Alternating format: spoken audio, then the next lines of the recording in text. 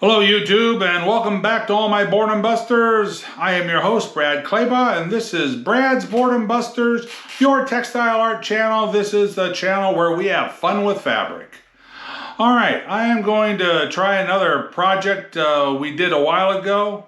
I did a gravity ice dye on a colander, and it came out okay, but it didn't look much different than a regular swirl.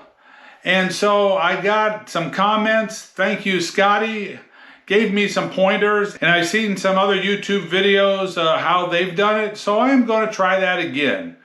And I'm also going to do something a little different with this swirl, or different as far as the colors I'm going to use. I usually do nice bright colors. I like that. But I have some older colors that I don't use too much, and they're all kind of earth tone. So I am going to try this gravity ice dye swirl on a colander with earth tone dyes, and we'll see what kind of color splits maybe they give me. So it might really be beautiful. You never know. This is always experimental. But yep, I've got my colander.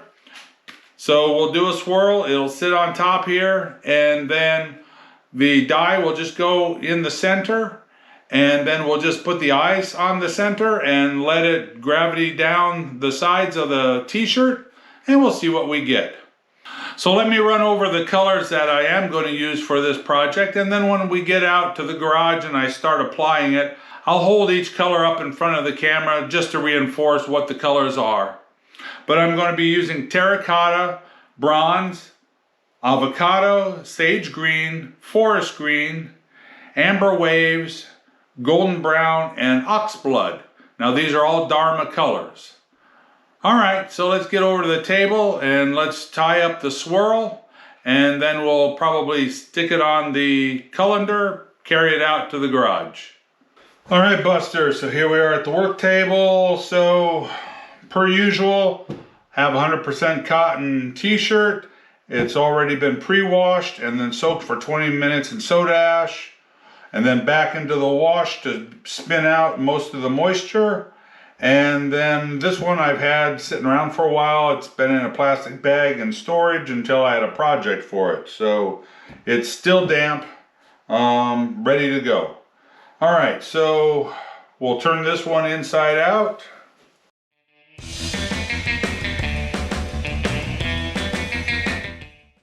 Like I say, we're just going to do a standard spiral. But we want to put the pattern right dead center in this one. So let's get this flat. All right, shake it out from the armpit.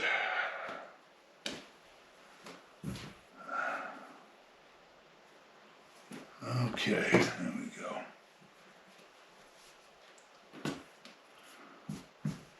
All right, so we will take and fold that up and kind of give it a crease like that. You can fold it in half again. Hit it again. Alright. And there's our pretty much the center right there. I don't know if I mentioned this is a medium size shirt. For this spiral, we want to make the pleats as neat as possible, so I'm going to take a hemostat just to start it. So give it a little pinch in the middle here, catch the fabric.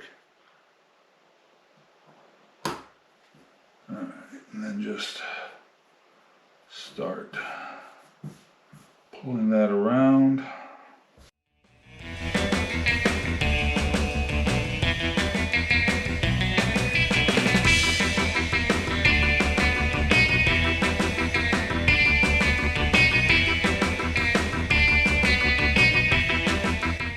Keep the pleats as even as you can. Try and keep them just level all the way across.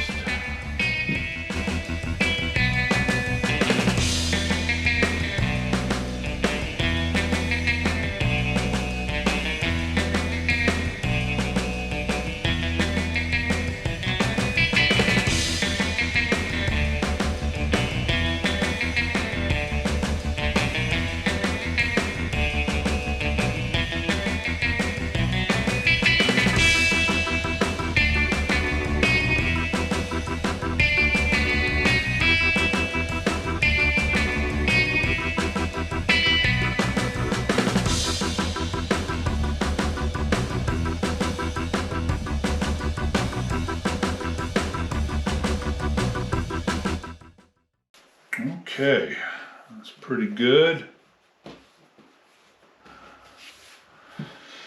All right, so now normally at this point we put rubber bands on it if we were to do a normal dye, but we want this to sit on the colander and kind of relax over it, and the rubber bands would keep a tension on it. And so I think just to hold its shape until I get it out into the garage, I'll probably just put some masking tape around it just to hold it in place, and then I can actually stick it on top of the colander and transport it that way. So let me get some tape and we will get this taped up and transferred to the garage.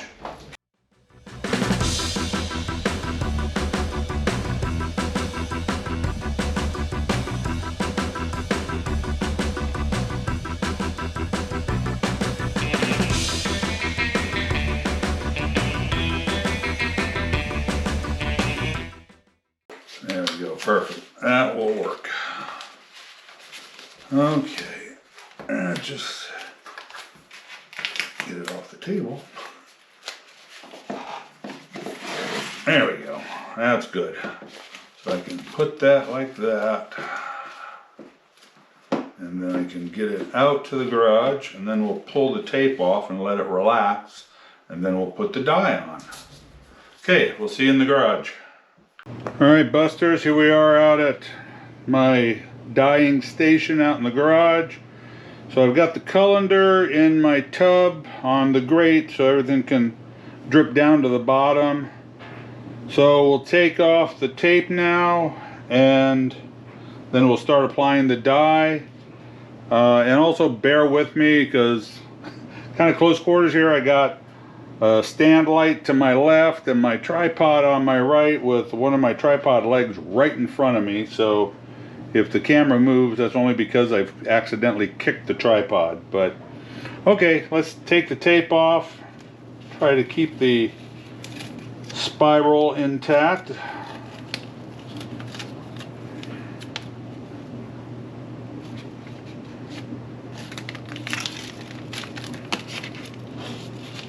Okay, there you go. It's going to drape on down like it wants to. This is good because we'll get some good gravity streaks after the ice melts. Okay, so let's start applying the dye.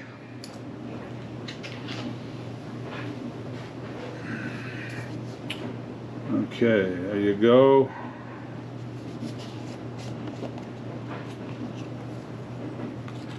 Oh, and the method of which I'm going to apply the dye is something that I saw another YouTuber do, Belladonna Dye. She's very good. But she used fewer colors than I'm going to use. But I do want to credit her for my inspiration of the method of applying the dye for this.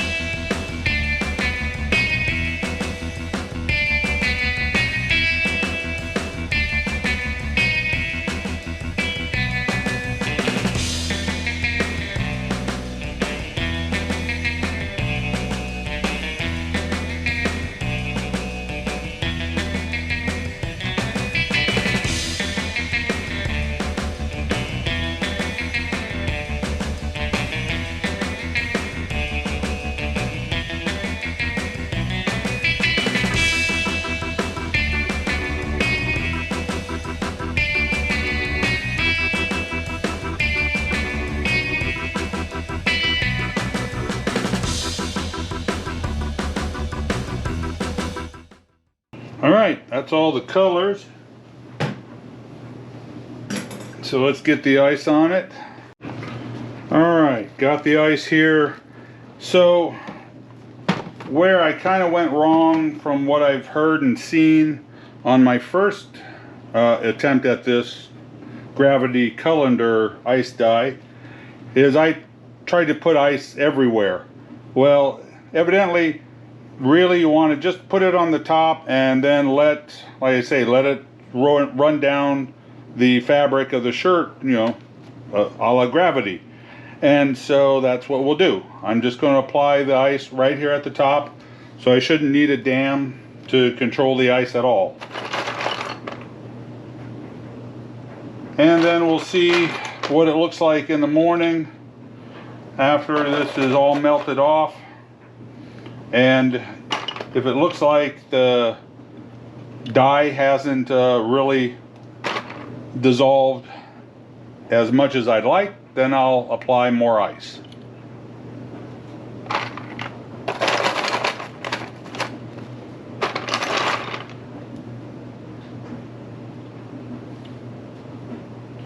But I definitely want to get a good amount of ice on here so we get plenty of moisture running down the fabric of the shirt. So we'll stack it up as best we can.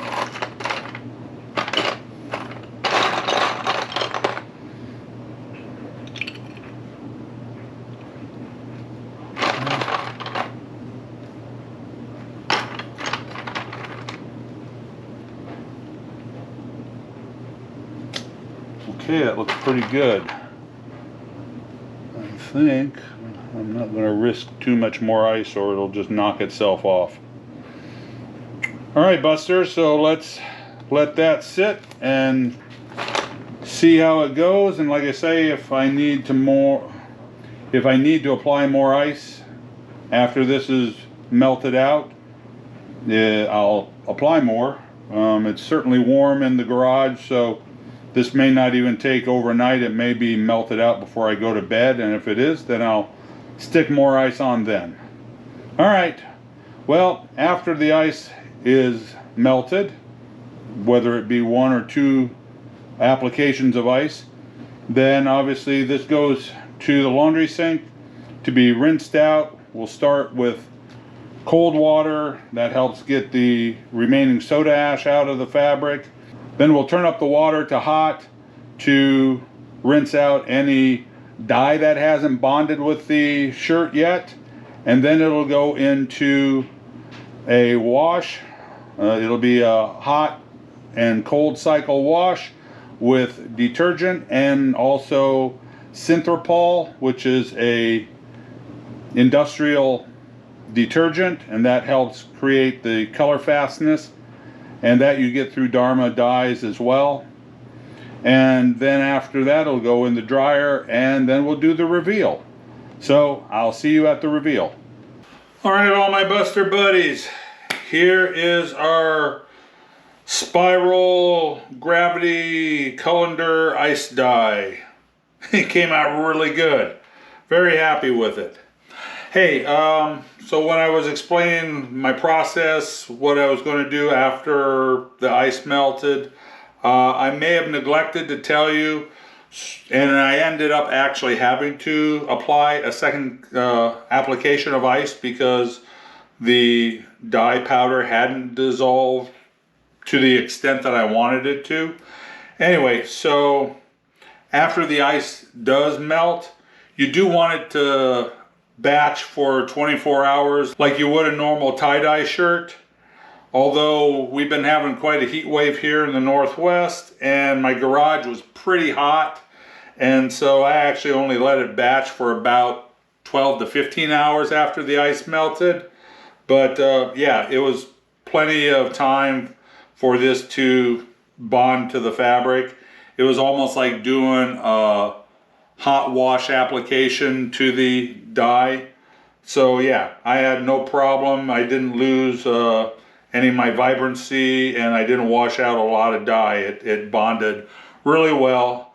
But anyway, the gravity really worked. You can see how this spread out here. We have a nice spread up here in the shoulder and on this shoulder. The colors came out really well. I said this was kind of earth tones, and I mean, really it is. I mean, you've got browns and kind of terracotta colors and But the greens and the reds, I mean, I consider those earth tones as well, because certainly up here in the Northwest we have plenty of green trees, and that I consider part of the earth. And the red soil, clay soil, that's part of the earth. And so it doesn't all just have to be browns when you're talking about earth tones. Anyway, hey, I think this came out really bitchin'. I love it. Then we can go over to the desk and we'll do a sign off.